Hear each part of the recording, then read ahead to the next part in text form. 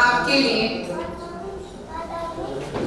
नमक भी जरूरी है, मीठा भी जरूरी है, घी भी जरूरी है, दूध भी जरूरी है, दही भी आवश्यक है और तेल के बिना बिल्कुल नहीं चलता। जिस प्रकार आपके लिए षट रस मिश्रित भोजन आवश्यक है, उसके साथ साथ हरी भरी सब्जियां फल भी आवश्यक है। आचार्य भगवान कह रहे हैं जैसे आपके लिए भोजन रुचि वाला चाहिए, जिसके लिए आप रुचि कर करके खाते हैं, उसमें बिल्कुल भी कमी नहीं आने देते हैं, उसी प्रकार जिस प्रकार आपको षट रस युक्त भोजन आवश्यक है, उसी प्रकार आपके लिए आपके षट आवश्यक कर्तव्य भी आवश्यक ही होना चाहिए। षट रस मिश्रित भोजन आवश्यक नहीं कहा, लेकिन देव पूजा, गुरु उपासना, स्वाध्याय, संयम, तप और दान के लिए आचार्य भगवान ने आवश्यक कह दिया। आप भले ही घी, दूध, तेल आदि मत खाइए, लेकिन श्रावक के जो षट आवश्यक कर्तव्य है उसे अवश्य कीजिए, बहुत आवश्यक है। और जिसमें हमने अभी तक देव की पूजा, गुरु उपासना, स्वाध्याय, संयम और तप के लिए भी जान लिया, यानी कि अभी तक हमने नमक, घी, तेल, दूध, दही के लिए जान लिया। अब यदि आपके लिए 5 रस दे दिए जाएं और तेल को छुड़वा दिया जाए तो आपसे भोजन नहीं होगा। तेल की छौंकी हुई सब्जियां ही चाहिए आपको, उसके बिना आपका काम नहीं चलेगा।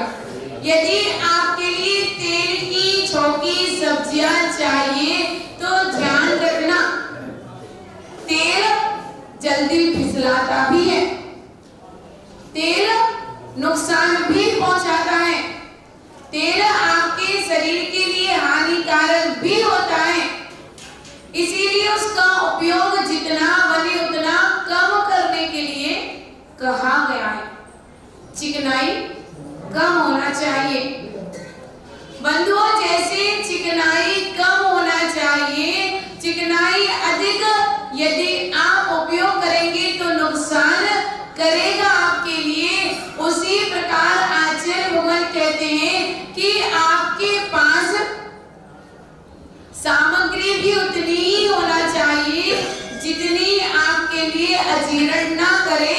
यदि आपके पास अनावश्यक सामग्री हो तो उसके लिए आप दान कर दीजिए, उसके लिए आप दान कर दीजिए। यदि आप दान नहीं करेंगे तो वह सामग्री आपके लिए अजीर्ण कर जाएगी।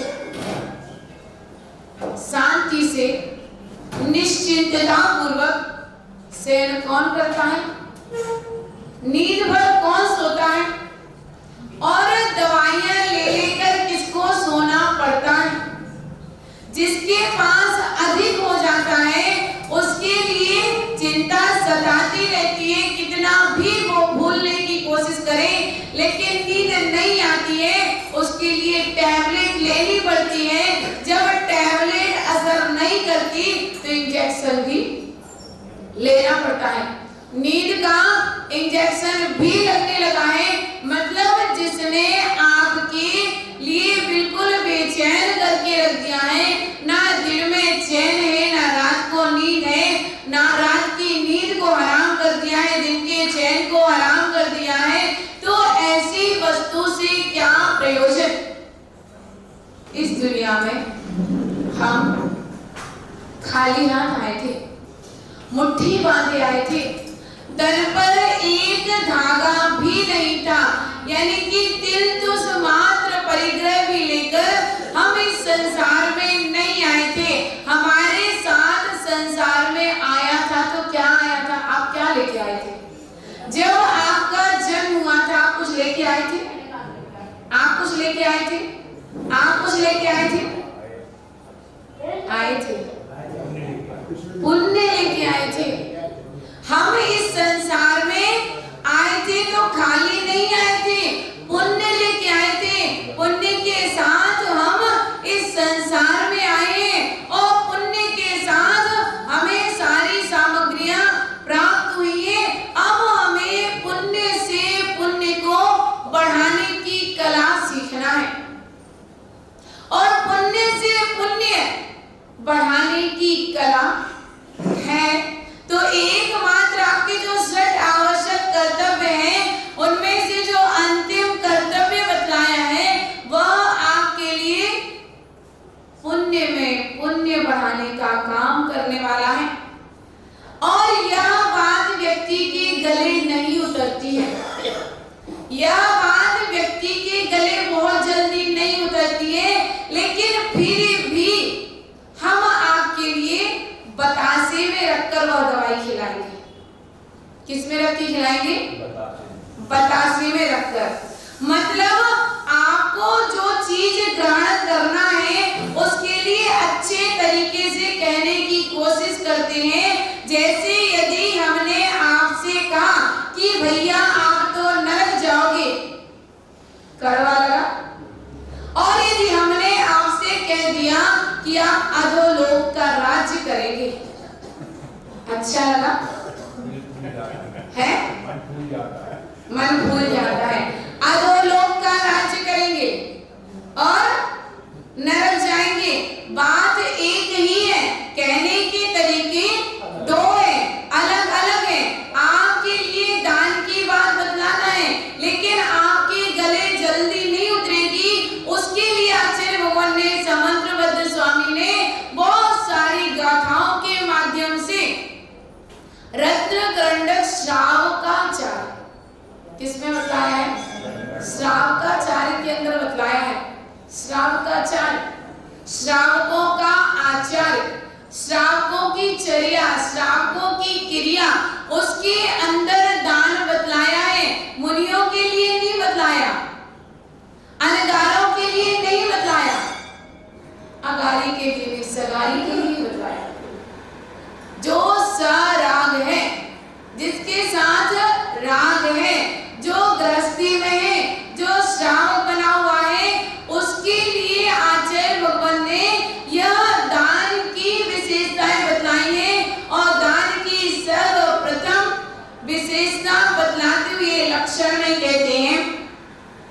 न पुण्य प्रतिपत्ति सप्त गुण समाहितेन शुद्धेन अपसो नरम्भाणाम् आर्याणाम् इष्यते दानम्।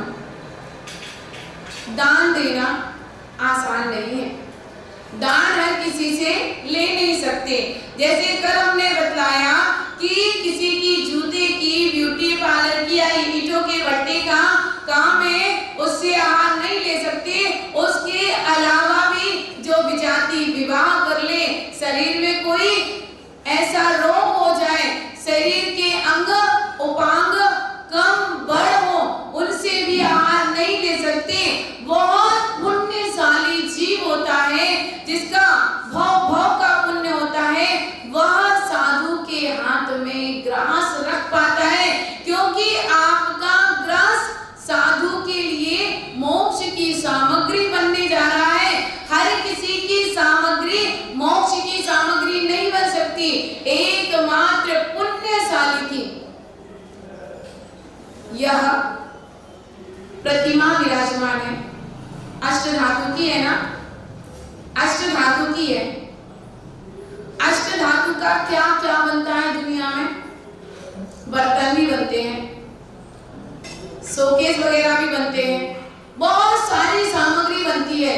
लेकिन इस धातु का पुण्य, इस धातु का पुण्य किसने प्रतिमा का आकार लिया, दुनिया उसकी पूजन कर रही है।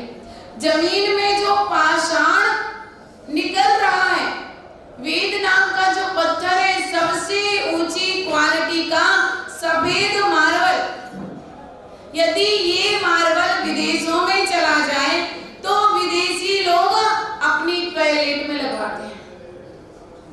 कहाँ लगवाते हैं बताओ? टॉयलेट में लगवाते हैं। जिस पत्थर का, जिस पाषाण का पुण्य होता है, वह जाकर प्रतिमा का रूप धारण करता है, और जिस पाषाण का पुण्य नहीं होता, एक ही खदान से निकला हुआ पत्थर दो जगह डिवाइड हो गया, कुछ पत्थर विदेश के लिए चला गया और कुछ पत्थर मूर्ति बनने के लिए चला गया। इस वही पाषाण है, खदान से निकला पाषाण है। पाषाण का भी पुण्य पाप, हाँ, पाषाण का भी पुण्य पाप, शरीर का भी पुण्य पाप होता है और पाषाण का भी पुण्य पाप होता है। वह भी एक इंद्रिय जीव का शरीर ही है। उसका भी यदि उसने पहले कुछ शरीर के माध्यम से पुण्य किया था, शरीर के माध्यम से दान आदि शुभ क्रियाएं की थी, शरीर के माध्यम से स्वाध्याय किया था, तीर्थ किया था, तो उसका शरीर का सदुपयोग होता है। और सदुपयोग किस प्रकार से होता है? पुण्य इतना पाप भी है, एक इंद्रिय जीव में उत्पन्न हुआ, ये पाप है। लेकिन पुण्य, शरीर से कुछ अच्छा काम किया होगा तो वह पाषाण भगवान की प्रतिमा में परिवर्तित हो गया, उसके लिए भगवान की प्रतिमा बना दी। और बतलाइए, एक इंद्रिय जाति नाम कर्म का उदय, पंच इंद्रिय जाति नाम कर्म के संस्कार, 10 प्राणों के उसमें संस्कार, उसके साथ साथ तीर्थंकर भगवान की प्राण प्रतिष्ठा की गई। इसमें तीर्थंकर भगवान की प्राण प्रतिष्ठा, कहाँ एक इंद्रिय जीव, कहाँ पंचेंद्रिय जीव की प्रतिष्ठा, उसमें भी तीर्थंकर की सद्गुणों की प्राण प्रतिष्ठा कर दी गई। कितना पुण्य आ गया इस पाषाण का। बस ऐसे ही पुण्य हमें कमाना है। आचार्य भगवान कह रहे हैं, इस शरीर के माध्यम से पुण्य कमाना है, तो पुण्य कमाने के लिए सबसे पहले दाता के सप्त गुण कहे गए। हर कोई पात्र दान की योग्यता नहीं रखता। जो पात्र सही होगा, सप्त गुण, श्रद्धा, तुष्टि, अलुप्तता, पुष्टि, ये सब गुण जिसके अंदर हो वो ही आहार देने के योग्य है, वरना आहार आप नहीं दे सकते। उसके बाद क्या कह रहे हैं कि श्रद्धा के द्वारा नवता भक्ति सहित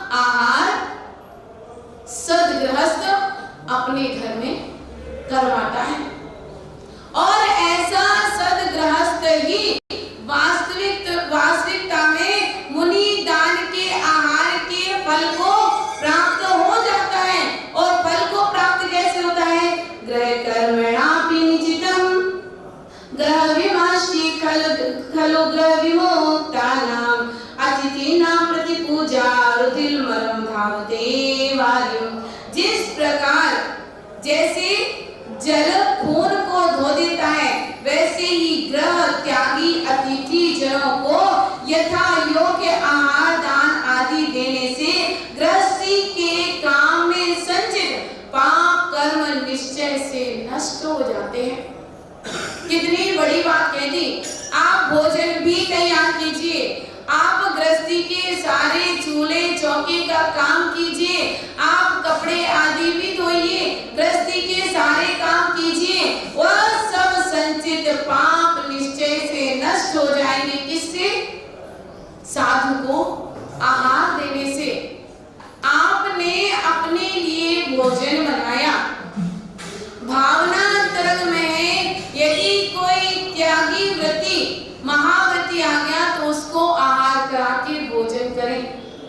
वही कार्य कर रहे हो, वही गैस चलाना, भोजन बनाना, पानी छानना, प्राशुद्ध करना, सारी क्रियाएं चल रही हैं, लेकिन आहार दान की भावना नहीं है तो सारा गृहस्थी का काम करने में पाप लग रहा है।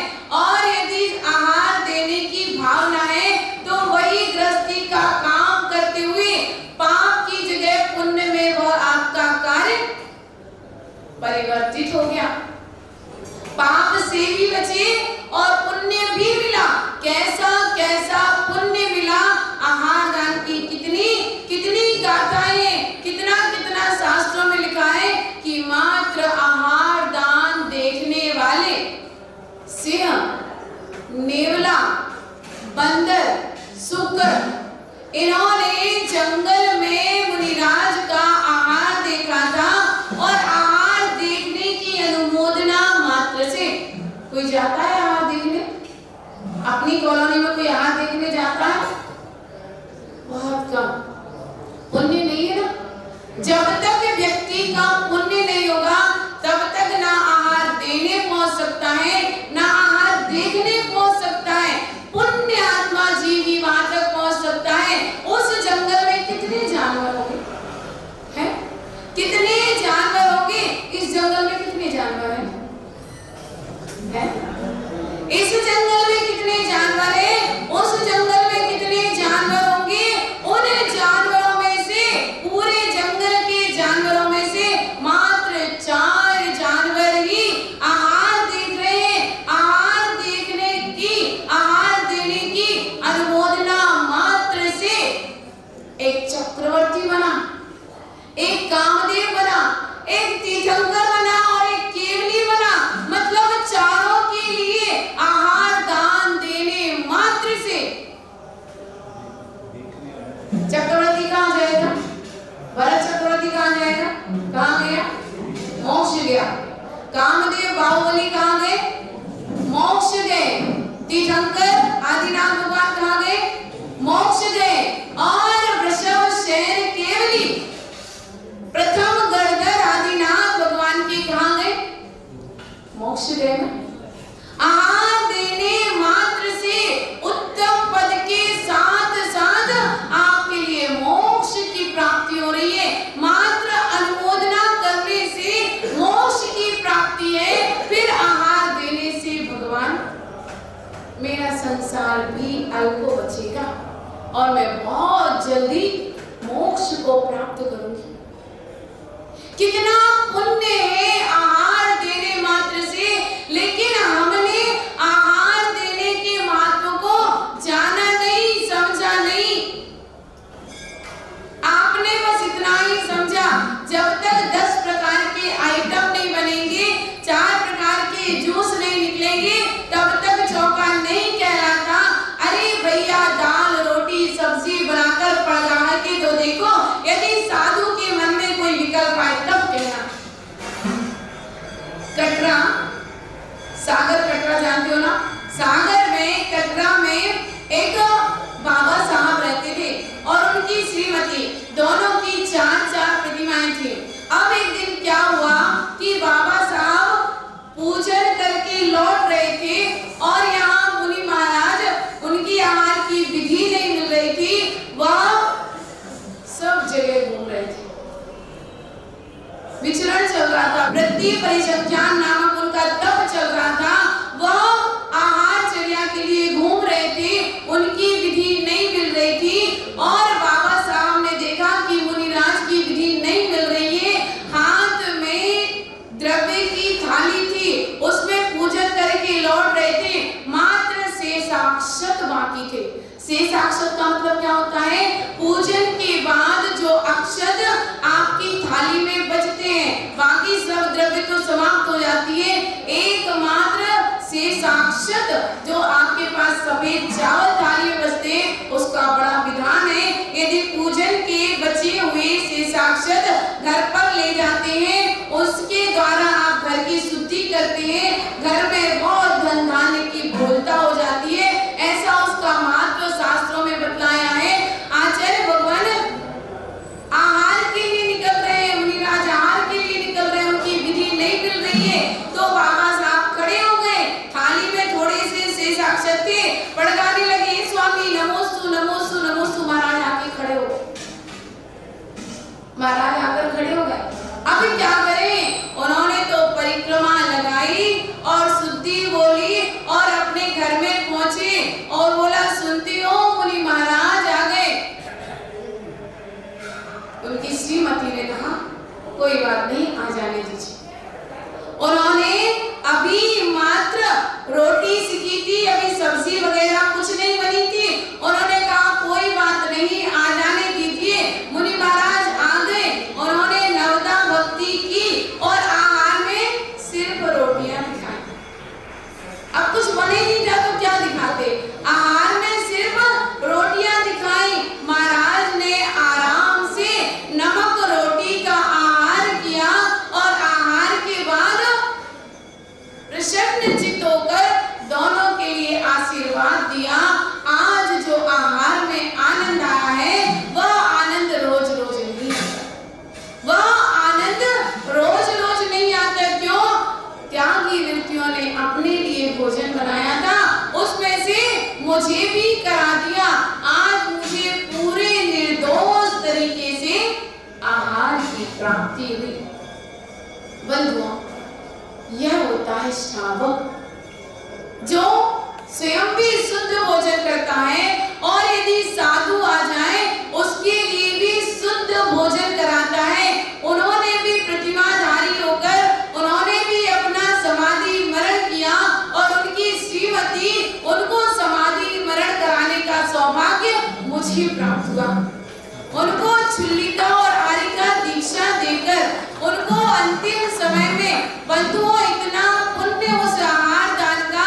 ऐसी खटिया में कई दिनों से लेटी हुई थी, बच्चे सब विदेशों में थे, एक बहू ही देख रही थी। 4 प्रतिमाधारी पलंग में लेटे लेटे, उसी में लेटे लेटे दलिया खिला दिया, उसी में लेटे लेटे पानी पिला दिया। 1 नंबर और 2 नंबर की नली लगी हुई है और जमादार आता है उसको निकालने के लिए।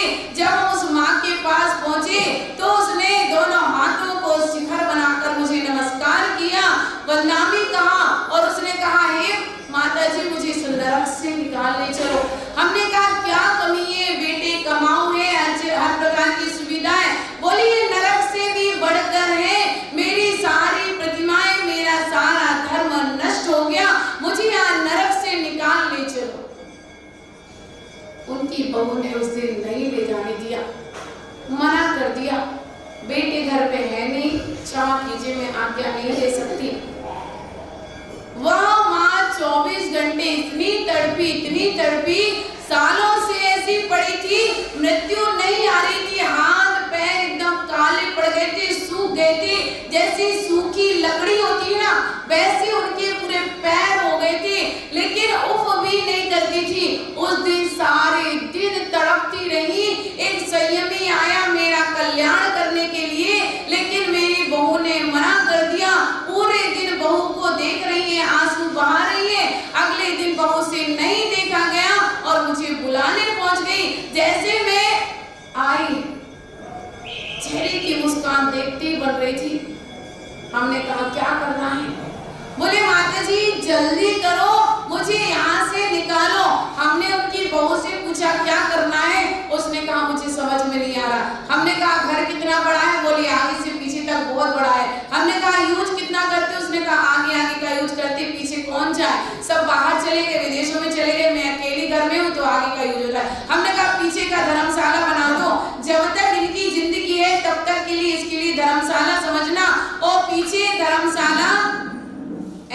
कहकर उनको पीछे एक चटाई में लिटाया। हमने कहा देखो अब अपन धर्मशाला में आ गए, अपन को यह ही चिंतन करना है।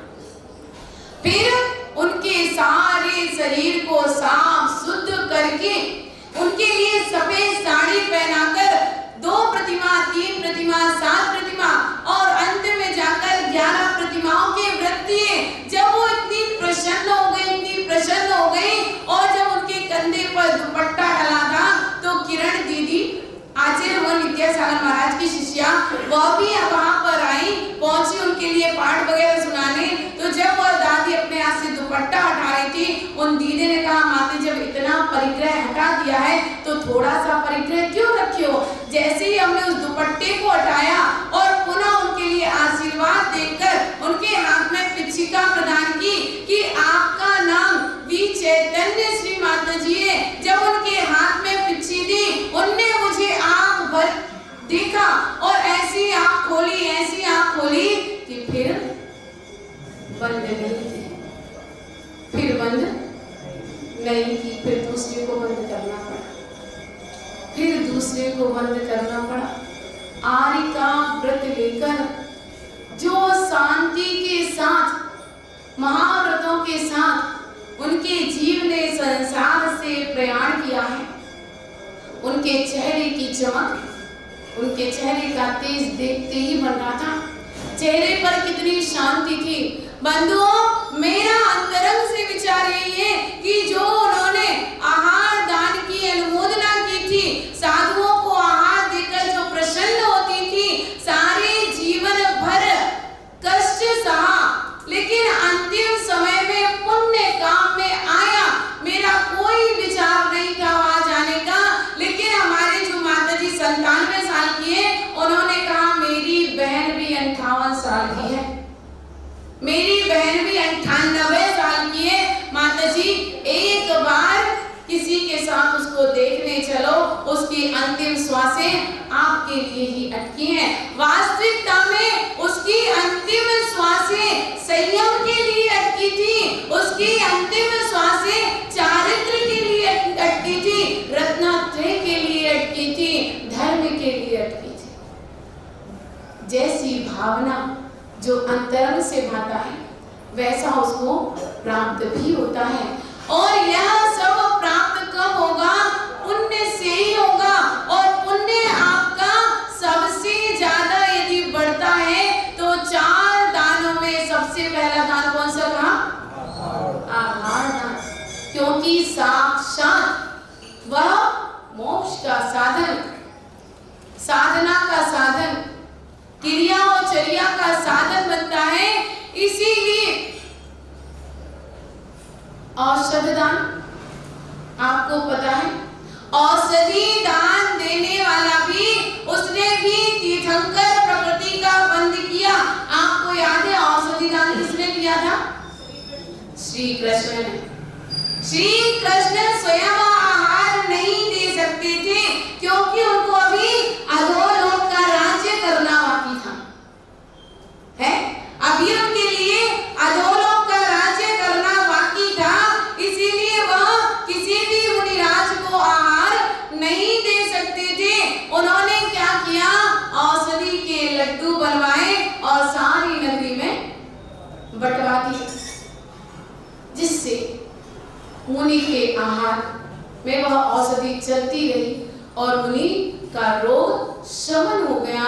लेकिन उस समय औषधि के लड्डू बनवाने में और बंटवाने में जो श्री कृष्ण की विशुद्धि जगी, उससे उनके लिए तीर्थंकर प्रकृति का बंध बना।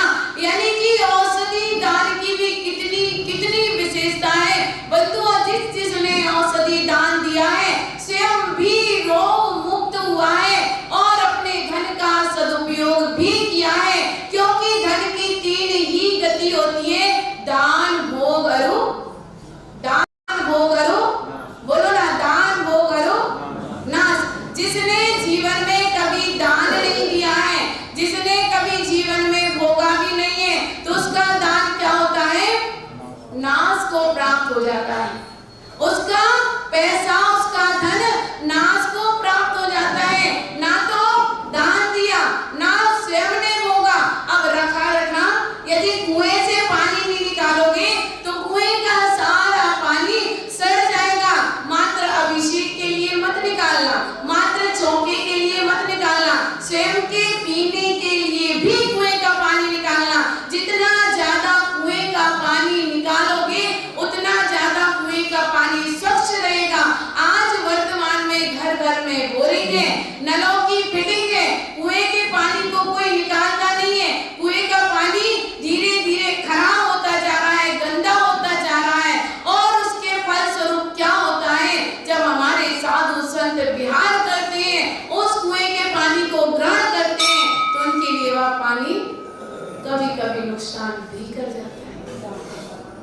कभी कभी वह पानी नुकसान भी कर जाता है। इसलिए कुएं के पानी को इस्तेमाल करते रहिए। कुएं के पानी जितना निकालोगे झीलें उतनी ज्यादा खुलेंगी और पानी उतना ज्यादा बढ़ता जाएगा। जैसे कुएं में झीलें पानी लाने में सहायक है, उसी प्रकार जितना आप धन को खर्च करोगे आपके पुण्य रूपी झीलों के माध्यम से आपका धन उतना दिन दूना रात चौगुना बढ़ता चला जाएगा। ध्यान रखना, जिसके घर में हमेशा चौका लगता रहता है कभी उसके बुरे दिन नहीं देखोगे, कभी उसके बुरे दिन देखने में नहीं आते हैं। जिसने औषधि में अपना पैसा लगाया है, जिसने औषधि दान किया है, हॉस्पिटल में पहुंचते हो, डॉक्टर पर्चा लिखता है, बिना चीज चपाट किए लाखों रुपए निकाल के दे देते हो। जितना बिल बनाता है उतने निकाल के दे देते हो।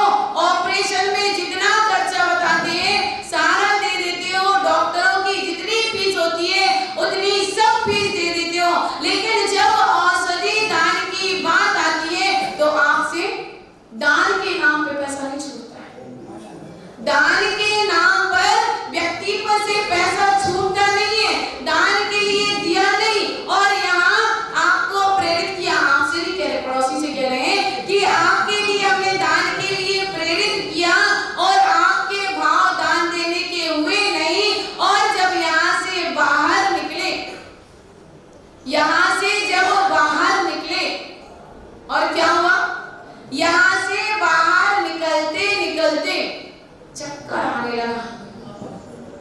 भैया घबराहट सी हो रही है, डॉक्टर के पास ले चलो।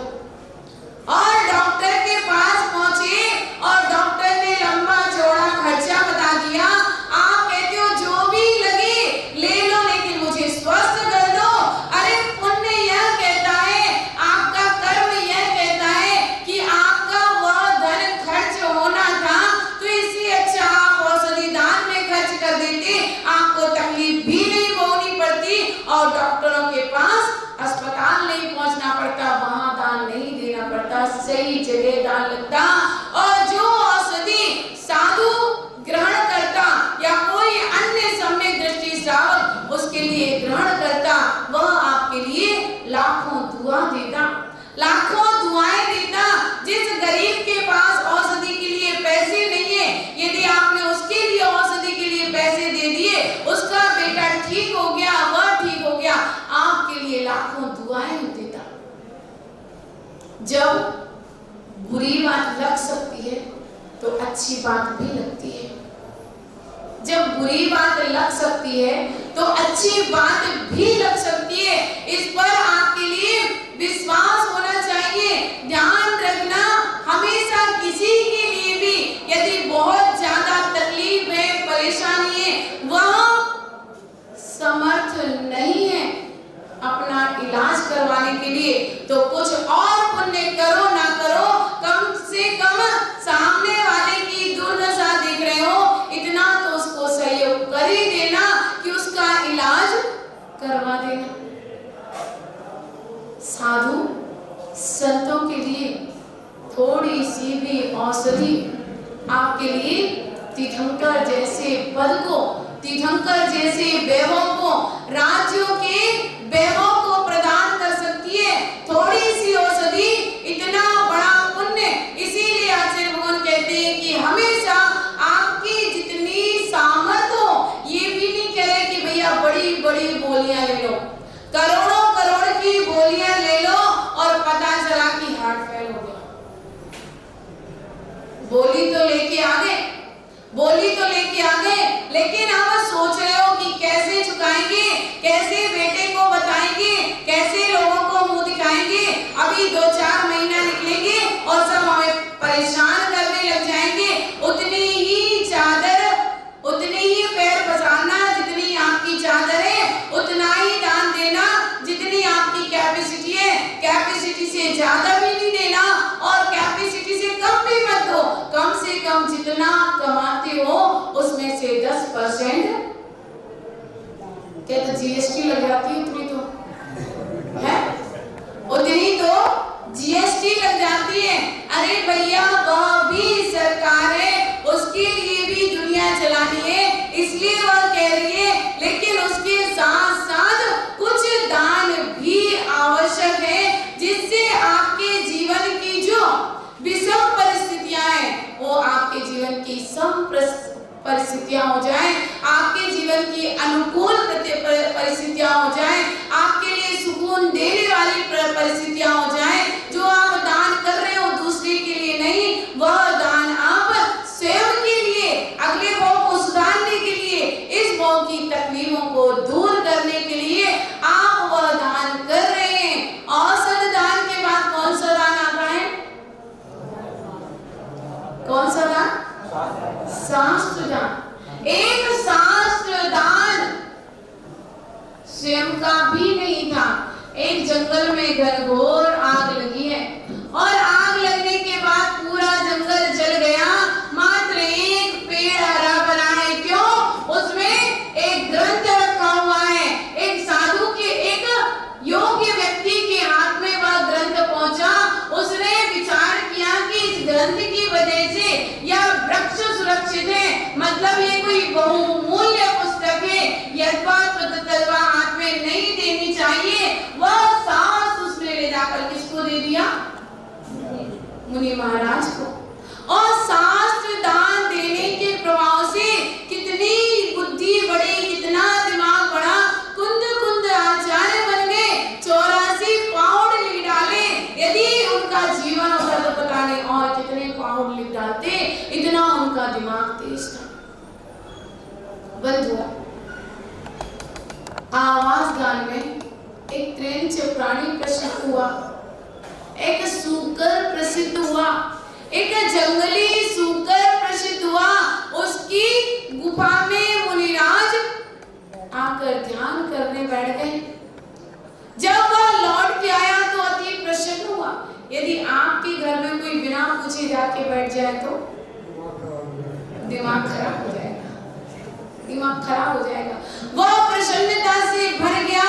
ओ भाग्य मेरे, जो मेरे घर में अतिथि पधारे, और प्रसन्नता से गदगद हो गया वह सुकर। उनकी वंदना की, उनकी भक्ति की, और फिर द्वार पर रक्षा करने बैठ गया। क्यों? जंगल का एरिया है, कोई भी जानवर आ सकता है, और मुनि की सुरक्षा करने के लिए वह द्वार पर, गुफा की द्वार पर बैठा है। शेर के लिए सुगंध मनुष्य की आ गई और चला आया। सूकर के पास इतनी ताकत नहीं है कि शेर से लड़ सके, इतनी ताकत नहीं थी, लेकिन मुनि की सुरक्षा के लिए वह शक्ति भर शेर से लड़ा। शेर के भाव थे मुनिराज को भक्षण करने के, सूकर के भाव थे सूकर के भाव थे मुनिराज की रक्षा करने के। एक के भाव है भक्षण करने के, एक के भाव है रक्षण करने के। दोनों के भावों में बड़ा अंतर था और दोनों लड़ते लड़ते दोनों ही लड़ रहे हैं, दोनों ही एक दूसरे के ऊपर भाव वार कर रहे हैं। लेकिन भावों में अंतर होने से शेर मर के नरक गया और सूकर मर के स्वर्ग में गया। चारों दानों की बहुत महत्वता है, बहुत महत्वता है। लेकिन कब? जब आपके अंदर अभिमान ना आए।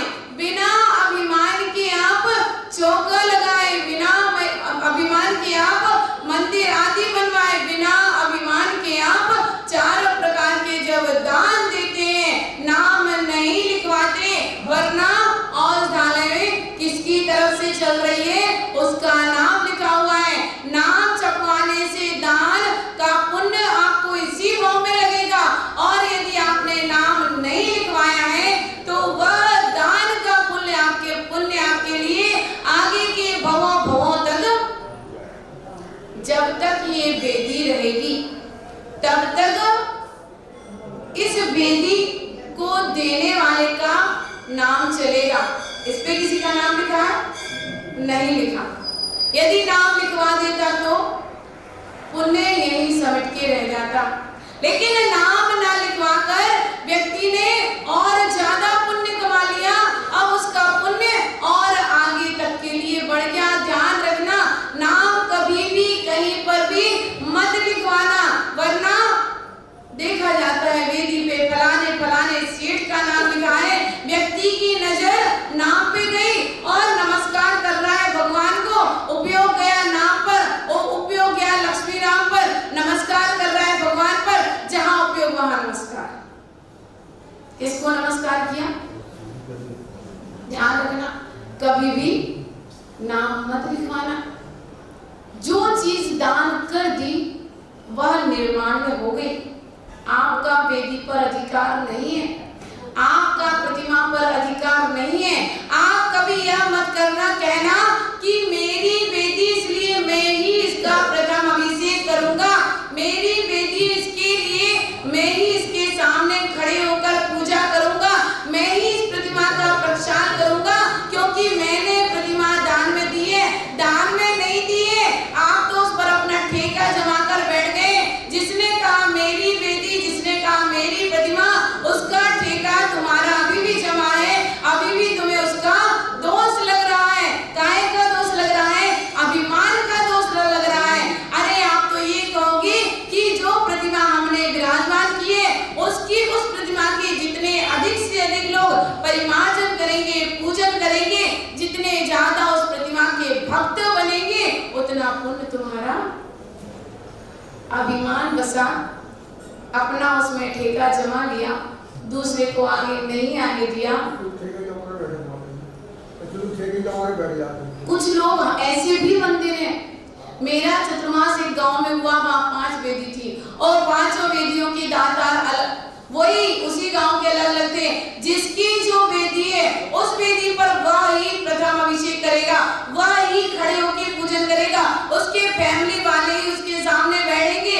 और यदि कोई दूसरा बैठ गया, रोज का झगड़ा वहां पे, ठेका जमा के बैठ गया। ठेका पट्टा, कभी भी पट्टा नहीं लिखवाना चाहिए, कभी भी किसी का नाम नहीं लिखवाना चाहिए। दान दे दिया, दान देकर भूल जाना चाहिए। जो चीज त्याग कर दी, ध्यान रखना, जो आप भोजन करते हो और भोजन करने के बाद अगले दिन अथवा शाम को उस किए हुए भोजन का त्याग करते हो, तो फिर वापस उसको ग्रहण करते हो क्या? क्यों? विष्टा हो गया वो, वह विष्टा हो गया। यदि आपने वापस उसको ग्रहण किया, वापस उसको आपने दी मेरा मेरा मेरा मेरा कहा, तो ध्यान रखना आप विष्टा का सेवन कर रहे हो। ध्यान रखना आप पुण्य नहीं कमा रहे हो, आप अभिमान के कारण, आप मान कसाई के कारण आप और पाप कमा रहे हो, आप और पाप कमा रहे हो। यदि आप को ऐसा था तो आप नहीं देते, कोई और विशुद्ध परिणाम वाला कोई व्यक्ति आता और प्रतिमा को रखवा के जाता, अपना नाम नहीं लिखवाता और कहता भैया मैं तो भक्त पुजारी हूँ, मैं तो भगवान का भक्त हूँ, मैं तो भगवान का पुजारी हूँ, मैं तो भगवान का सेवक हूँ। जो भी चाहे भगवान की सेवा करे, भगवान की प्रतिमा, भगवान की बेटी, भगवान का मंदिर, इस पर प्रत्येक व्यक्ति का अधिकार है। जैसे भगवान के मंदिर पर प्रत्येक प्राणी का अधिकार है, वैसे ही आपने जो जिनालय बनवाया, उस जिनालय के दर्शनार्थ कोई भी श्रावक, कोई भी त्यागी वृत्ति, कोई भी साधु संत आएगा, उसके लिए आपने संत निवास बनवाया, उस पर भी किसी का अधिकार है। तो फिर कोई भी दिगंबर साधु संत आके वहां रुक सकता है, उसके लिए कोई रोक टोक तो नहीं है। फिर उसमें कोई भेदभाव तो नहीं करोगे? नहीं करना बंधु, नहीं करना।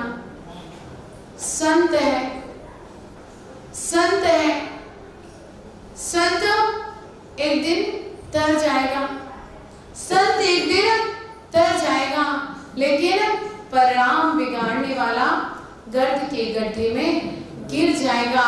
जो आपने दान दिया है वह आपका अधिकार से रहित हो गया। जो चीज आपके अधिकार में नहीं है उसमें आप अब हस्तक्षेप करने के अधिकारी नहीं रहे। वह तो सब सारा का सारा दान हमने धर्म के लिए दे दिया और धर्म के लिए दिया गया दान निर्माल्य हो जाता है।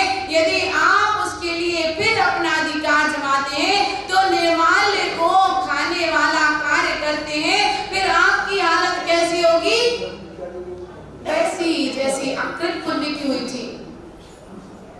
सामने सहयोग करने वाले तैयार हैं, लेकिन उसका पुण्य फटे हुए चादर में बंधे हुए चने की तरह पूरा निकलता चला जाएगा। आपका पुण्य भी जितना आपने प्रतिमा और वेदी बनाकर, मंदिर और संत भवन बनाकर एकत्रित किया है, यदि आपने अपना अधिकार, आपने नहीं, किसी भी क्षेत्र वालों ने, किसी भी मठाधीश ने यदि अपना अधिकार जमाया तो हर किसी के लिए वही दोष लगेगा, उसका दोष लगेगा। और यदि आपने धर्म और धर्मायतन और धार्मिक जनों के लिए यदि वह स्थान छोड़ दिया है, दान में दे दिया है, तो ध्यान रखना जो जो उस संत निवास में रहेगा, जो जो मंदिर में प्रभु की आराधना करेगा, उन सब का पुण्य आपके लिए भी कुछ ना कुछ मात्रा में अवश्य लगेगा। आचार्य भगवान कह रहे हैं कि चितिगतमेव वट बीजम पात्रगतम दान मल्पमपि काले फलतिच्छायामेवं बहुफल मिष्टम शरीरभृतम। जैसे छोटा सा बट का बीज देखा है किसी ने? कितना बड़ा होता है? कितना बड़ा होता है? आम के फल की गुठली बराबर, पेड़ के बराबर, अच्छा राई के बराबर, राई के बराबर। यानी आपने इतना सा भी दान यदि दिया है तो आगे चलकर जिस बट के बीज को आपने पुण्य के गड्ढे में बो दिया है, वह कितना आगे चलकर विशाल बनेगा।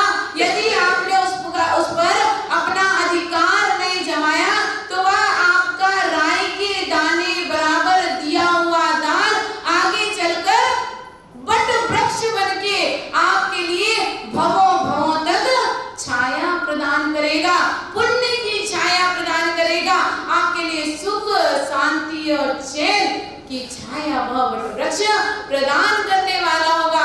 बंधुओं, इसीलिए चारों प्रकार के दान तो देना, लेकिन चारों प्रकार के दान देकर कभी उसमें अपना अधिकार और कभी अपनी उसमें अनुमोदना को मत होने देना।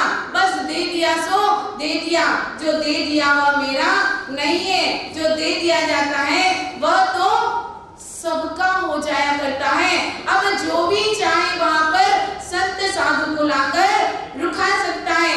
आचार्य वो कहते हैं, चलो स्वार्थ तोलो प्रीति रीति यहाँ की है, चलो स्वार्थ तोलो प्रीति रीति यहाँ की है, तन के नाते धन के बातें जीव ही का की है, काया माया कुछ ना तेरा इससे भिन्न रहा, दर्शन ज्ञानमयी तू चेतन पर इससे अन्य रहा। जितना भी जो भी आपके पास है आपके पुण्य से है, और इस पर जो अधिकार जमा रहे हैं, आपकी सेवा कर रहे हैं, जब तक उनका स्वार्थ आपसे है। स्वार्थी कौन है? स्वार्थी कौन है? जिसको लालच है। लालच किसका है?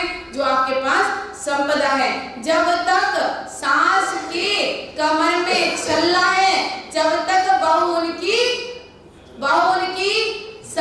चारों तरफ घूमती रहेगी, और जिस दिन सास ने अपना छल्ला निकालकर बहू के हाथ में दे दिया, फिर अब सास को बहू के आगे पीछे घूमना पड़ेगा। ध्यान रखना, यदि अपनी इज्जत चाहते हो, अपना सम्मान चाहते हो, अपने घर में रहना चाहते हो, तो अपना छल्ला अपने कमर में लटका के रखना।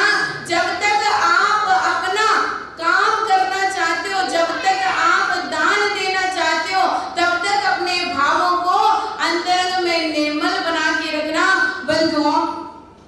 यह ना मेरा यह ना तेरा सब उद्गल छाया, उद्गल के आकर्षण ने अब तक भरमाया। अंतर अखियां खोल सयाने निज को पहचानो, नीर चीर की तरह आत्मन भिन्न भिन्न जानो।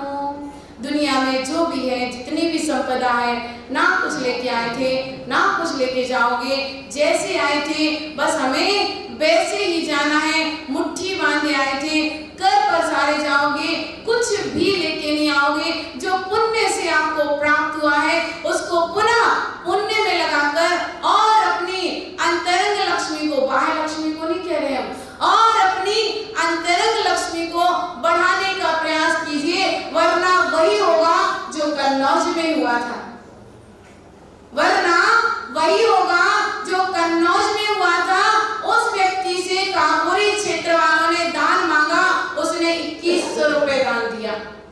एक गरीब गांव में मंदिर बन रहा था, वहां पर दान मांगा, उसने 21,000 रुपए दान में बोले। उसकी हैसियत थी कि पूरा क्षेत्र बनवा सकता था, उसकी इतनी हैसियत थी कि पूरा क्षेत्र बनवा सकता था, लेकिन दान के भाव नहीं थे, दान के भाव नहीं थे। क्या हुआ? क्या हुआ मतलब किसी को पता है? अरे इतना टीवियों में चला, इतना टीवियों में चला, सारा का सारा हम लोग वही बिल्कुल सामने धर्मशाला में हम लोग विराजमान थे।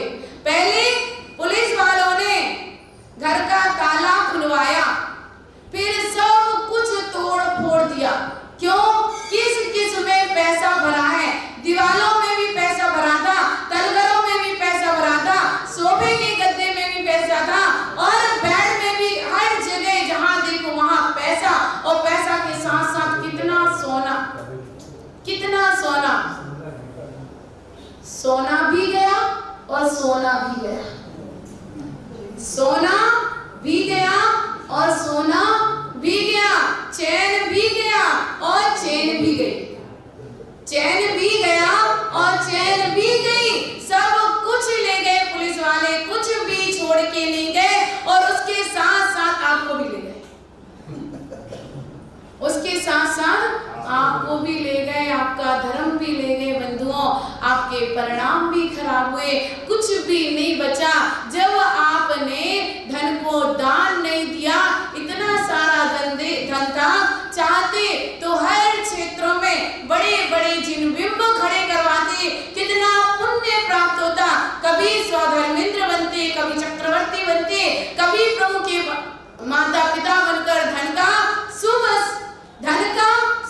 सदुपयोग और पुण्य का संचय करते।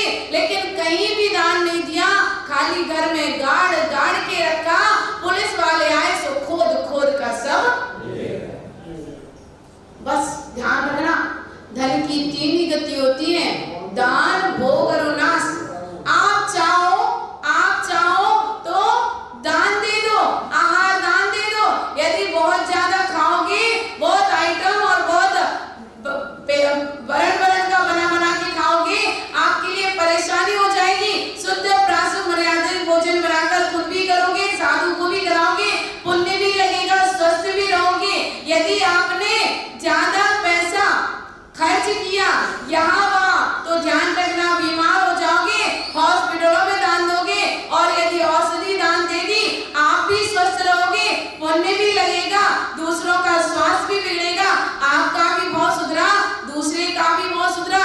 चारों दानों में अपेक्षाकृत लगा लेना कि जहां आपने दान दिया वहां आपका पुण्य बढ़ा, और जहां आपने तिजोरी में बंद कर करके रखा तो दीमक लग के सब नष्ट हो गया। चाहे हॉस्पिटलों में दान देना, सुबह से नाश्ता शुरू होता है दवाइयों से, और रात को सोने के पहले दवाई लेके। हाँ हाँ, अभी आपने कहा हाँ, चाबी का छिल्ला अपने पास रखना चाहिए। हाँ, मेरी दृष्टि से मुझे समझ में नहीं आया, इससे बहुओं को क्या संदेश जाने वाला है? सुनिए, इससे बहुओं को ये संदेश जाने वाला है कि बेचारी सास के हाथ में जब तक तिजोरी की चाबी है तब तक तो आप सेवा करते हो। यदि सास ने बहू पर बहू को विश्वासघात नहीं करना चाहिए। बहू को विश्वासघात नहीं करना चाहिए। जब तक सास की कमर में चाबी थी तब तक तो आप उसका ध्यान रख रहे थे, उसको उसकी सेवा कर रहे थे, उनको माजी माजी कह रहे थे। और जिस दिन तुम्हारे लिए चाबी दे दी, तुम्हारे लिए चाबी दे दी, चाबी देने का मतलब ये नहीं कि माँ की आप इज्जत करना ही भूल जाओ। माँ की इज्जत करना नहीं भूलना। माँ ने आपके लिए 25 साल का नौजवान पढ़ा लिखा कर तैयार करके दिया है, आपका जीवन साथी बनाया है। उसके साथ साथ आपके लिए पूरा घर गृहस्थी सब कुछ सौंप दिया है। तो यदि उन्होंने सौंपा है तो उसका यदि दुरुपयोग करते हो तो कई सासें जो थोड़ी सी तेज तो रहने वाली होती है, वो समझती है बहुओं को कोई भरोसा नहीं है, इसलिए वो रखती है जमा के। वास्तविकता में तो 51 के बाद वन की गिनती शुरू हो जाती है। वन मतलब जंगल है ना। 51 वन को निकल जाना, वो तो वो कहता है यदि जंगल में नहीं जाओ, वन में नहीं जाओ, तो फिर यदि घर में रहना है, यदि घर में रहना है, कुछ हाथ में रहेगा तो दान कर पाओगे। बहू से मांग के दान कर पाओगे? नहीं, बहू से मांग कर दान कर पाओगे? सबके कंडीशन अलग। आपने कहा हाँ कम होना चाहिए, बिल्कुल, आपकी पकड़ कम होना चाहिए, बिल्कुल। मैंने यहीं अपने आस-पास ही महसूस किया है। कुछ नहीं दिया, सब बहुत जोड़ के रखा, अंत में कुछ उनका अच्छा नहीं। तो उन्हें दान नहीं दिया, इसलिए कुछ नहीं रखा, उनकी भी बड़ी सेवा हुई है। तो मेरा जिसने कुछ भी नहीं दिया, यदि उसकी भी सेवा हो रही है, उसका पूर्ण पुण्य है। लेकिन परिग्रह संचय करके रखा है और उसको निकाला नहीं है, बहुवारम परिग्रहम नारकस्ययुषा, उसके लिए नरक का भी दोष लगा है। हम तो इसलिए कह रहे हैं कम से कम बुजुर्गों की भावनाएं होती है, मैं तीर्थ वंदना को जाऊं, मैं पूजन करूं, मैं विधान करूं, मैं 4 प्रकार के दान दूं, तो कम से कम उनको किसी के पराधीन ना होना पड़े। स्वाधीनता के साथ आपके लिए एक अच्छा बढ़िया कमाओ पुरुष दे दिया है, आप दोनों मिलकर कमाइए, अपनी आजीविका चलाइए, और हमने जो कमाया है उससे हम दान पुण्य करके कम से कम अपने जीवन को सार्थक बना सके। बंधुओं, दान किसी दूसरे के लिए नहीं है, दान स्वयं के लिए। यह मत सोचना कोई भी साधु संत आपके लिए यदि दान के लिए प्रेरित करते हैं तो साधु के लिए आप हाथ में ग्रास दे रहे हो, उनका आहार हो गया, आपने रहने के लिए वसतिका भी दे दी, आपने औषधि भी हाथ में दे दी, आपने शास्त्र भी हाथ में दे दिया। साधु के लिए कुछ भी नहीं चाहिए। जो भी साधु संत यदि कोई भी निर्माण के लिए आपके लिए प्रोत्साहित करेंगे तो आपके यहाँ के भवन बन रहे हैं, संत भवन बन रहे हैं, आपके यहाँ के जिनालय बन रहे हैं। साधु संत कोई कुछ भी लेके जाएगा नहीं, मात्र उसका पिच्छी कमंडल ही उसके हाथ में होगा, बाकी उसके हाथ में कुछ भी नहीं होगी, एक कौड़ी भी नहीं होगी। यदि एक कौड़ी है तो साधु नहीं है, और एक भी कौड़ी नहीं है तो श्रावक नहीं है। साधु बिना कौड़ी का होना चाहिए, और श्रावक के पास 2 कौड़ी की तो होना चाहिए है ना। और यदि 2 कौड़ी है तो उसका सदुपयोग करते रहना, क्योंकि दान की महिमा हमने बताई है कि दान में चक्रवर्ती का पद, आहार दान की अनुमोदना करने से चक्रवर्ती का पद भरत चक्रवर्ती को प्राप्त हुआ। आहार दान की अनुमोदना से बाहुबली कामदेव का पद प्राप्त हुआ। आहार दान की अनुमोदना से तीर्थंकर पद की प्राप्ति हुई। आहार दान की अनुमोदना से केवली का पद प्राप्त हुआ। यानी निर्वाण का कारण एकमात्र आहार दान है और उसकी अनुमोदना है। इसलिए चारों प्रकार के दान देकर अपने पुण्य को संचित करते रहना, क्योंकि पुण्य ही आगे चलकर मोक्ष का साधन बनता है। पुण्य फला अरिहंता, पुण्य का फल क्या होता है? पुण्य का फल अरिहंत की प्राप्ति होती है। अभी जितना आपके लिए प्राप्त है वह सब पुण्य से प्राप्त है। और यदि आप अभी चाहें, इसी वक्त चाहें, इसी वक्त यदि किसी को वैराग्य हो जाए, निर्ग्रंथ बन जाए, तो अरिहंत का भेष उसके पास है और आगे चलकर सद्गुणों को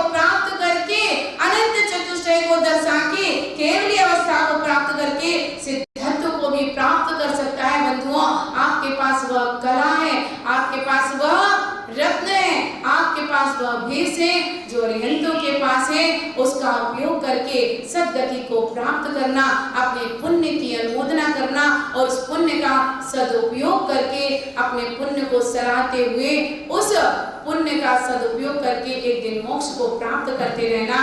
बंधुओं, मैं भी यही भावना मानती हूँ कि हे भगवान, जिस पुण्य से मैंने आरिका पद पाया है, इसी पुण्य से, इसी आरिका पद के माध्यम से मेरी ऐसी साधना हो, ऐसी साधना हो, ऐसी साधना हो कि आगे चलकर मुझे पुरुष वेद के साथ मुनि पद की प्राप्ति हो और मुनि बनकर मैं अरिहंत और सिद्ध अवस्था को प्राप्त करके अपना कल्याण कर सकूं।